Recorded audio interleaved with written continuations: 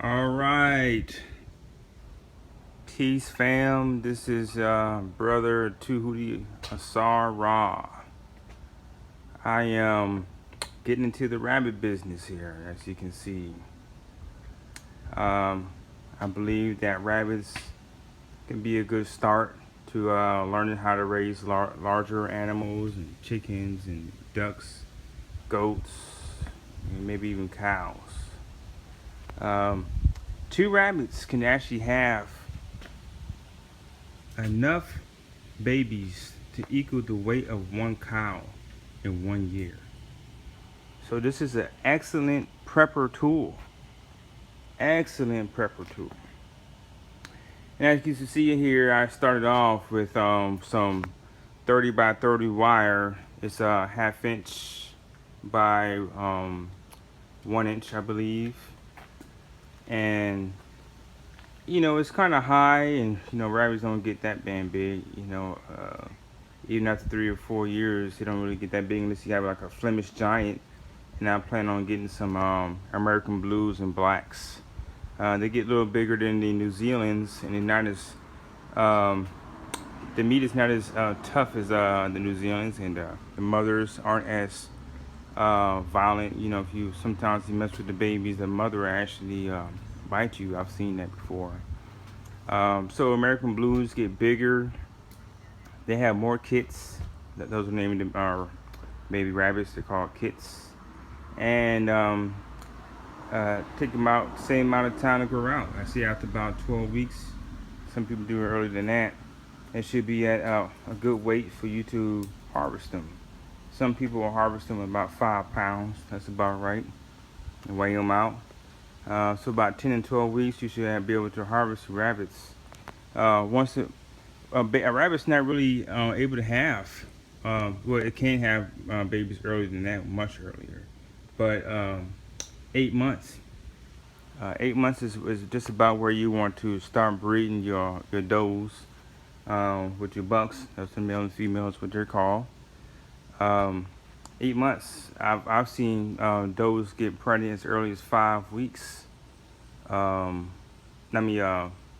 12 weeks actually. 12 weeks. The problem is that though, if they have babies too early, then that can damage their internal organs, and they may not be able to have any more babies after that, and they're pretty much done. But getting back to the cage here, this is I think it's half inch by 1 inch. I wanted to make sure that none of my rabbits actually, my baby rabbits, my kits, actually fall through the cage. So I just bought one roll and figured I just make the whole cage from the one roll, the half inch by 1 inch. But that's a little bit too expensive. A little bit too expensive. So what I did is my last cage I built is this 6 foot long cage by I think 24 inches wide and 24 inches high cage. This is gonna be the grow out pen for the rabbits, because I only plan on having about maybe one buck up here and two does, and maybe put a doe up here. It doesn't matter because they're all the same width. And but I may make another cage here if I want to have maybe 2 bucks and 3 does, or however many I want to get. Usually people, when they get into these things, I understand they just want more and more and more. So I might do that. I make mine completely out of wire. Completely out of wire. The reason why I did that is because if you get any kind of wood in your cage, the rabbits, they will actually piss and poo all over those that wood. And you don't want to do that. You don't want them to do that because that can end up causing disease. And rabbits, they tend to die easily from disease. So you don't want to do that. So all wire cages. But the problem with that though is if you do that, let me see if I can get this out with one hand. There you go. I kind of messed up with. By the way, this little tip inside trade secret here. You always want to make sure that your doors open from the outside. You want them open from outside, like this one down here. This opens from the outside. Okay. case in point, if you want to get one of these, which is like the best thing to get for your cages, you can just hook it on like you just saw me do, and hook it back off.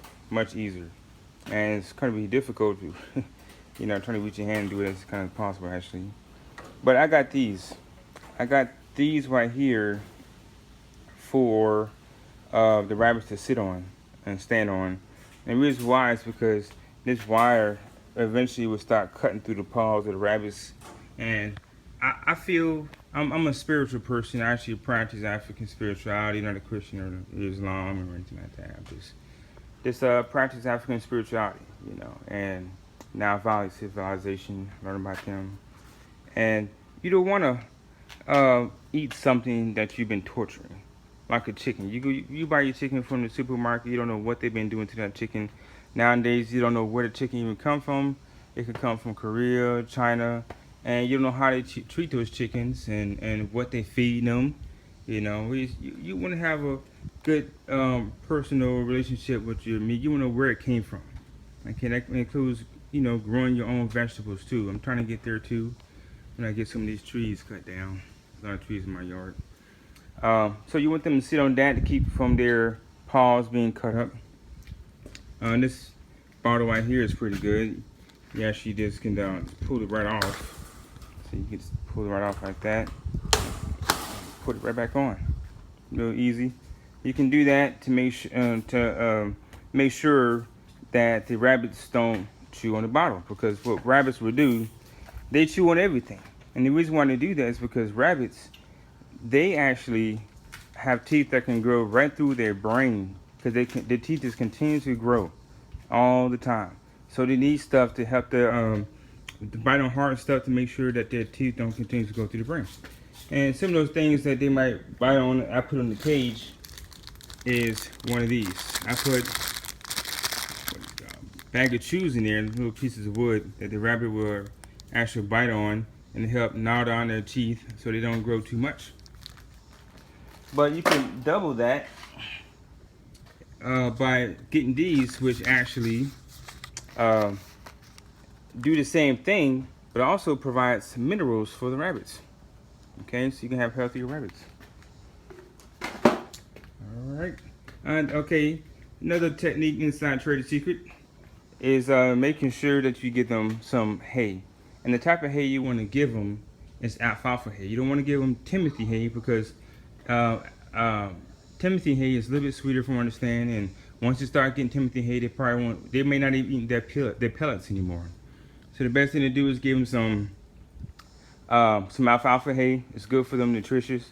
And put them on top your regular feeder where you put your pellets. Okay.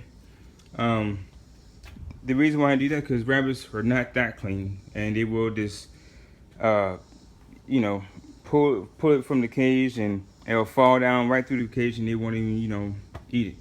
Okay. And this feeder right here, you can just pull these off right there. Same thing, this one over here. See, pull it off just like that. And this right here, you put your pellets in. You just lift it up, put it back down. And you just, put this back on right here. Okay, what I just knocked over just now, I don't know if you heard that or not, is this right here. Alright. I give this nesting box to the rabbits. About 30 days is how long is the gestation process for a doe. 30 days. You put this in there about the maybe 25th, 26th day. A couple of days prior. Don't put it in there too early. They might stop pooping in there. And she'll pull off her own fur. Put some hay in there too.